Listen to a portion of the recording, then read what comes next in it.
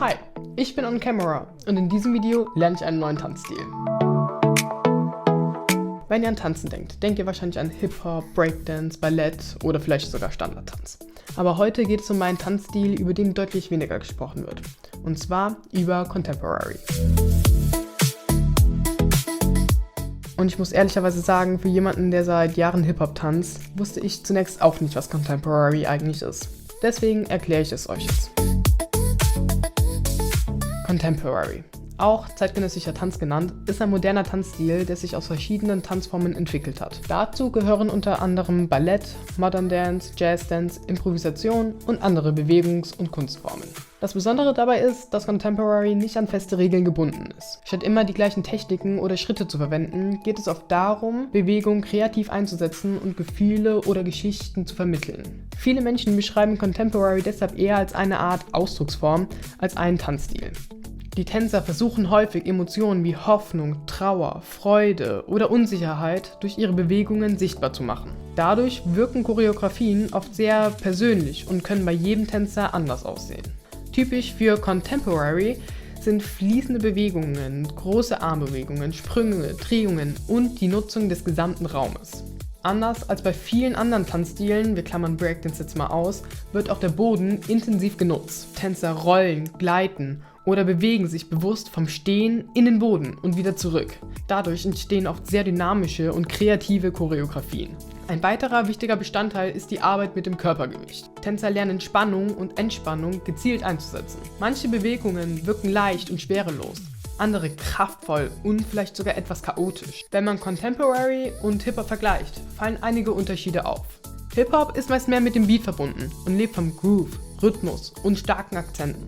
Contemporary wirkt dagegen eher fließender und emotionaler. Während Hip-Hop häufig Energien nach außen transportiert, beschäftigt sich Contemporary häufig eher mit Gefühlen und Geschichten.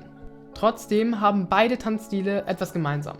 Sie ermöglichen es Menschen, sich durch Bewegung auszudrücken. Und genau deshalb trainieren viele Tänzer heute mehrere Tanzstile gleichzeitig. Wer Hip-Hop tanzt, kann durch Contemporary häufig mehr Körperkontrolle und Ausdruck entwickeln. Wer Contemporary tanzt, kann durch Hip-Hop sein Rhythmusgefühl und seine Musikalität verbessern. Jetzt gleich beginnt erstmal meine erste Probestunde. Also mache ich mich mal los. Bis gleich. Ich bin gerade in der Umkleide. Ich habe erfahren, dass die jetzt bald eine Aufführung haben und jetzt bin ich halt einfach hier so, kann ein bisschen zuschauen, weil die machen halt sehr viel jetzt deren Choreos und so. Aber umso besser, weil so habe ich noch einen besseren Eindruck davon, kann ich gleich noch mehr davon berichten. Und genau, jetzt geht's gleich los. Ich bin bereit. Ich kann jetzt nicht viel sagen, weil ich erst bisher nur eine Stunde da war. Und ich kann das auch nichts vormachen, weil ich kann halt noch nicht so viel. Ich habe auch die meiste Zeit ja zugeschaut, weil die halt jetzt bald eine Aufführung haben und da konnte ich dann nicht mitmachen, weil die eine Choreo und so hatten. Aber wie ist es jetzt überhaupt abgelaufen? Ich kam da an, in dem Saal schon.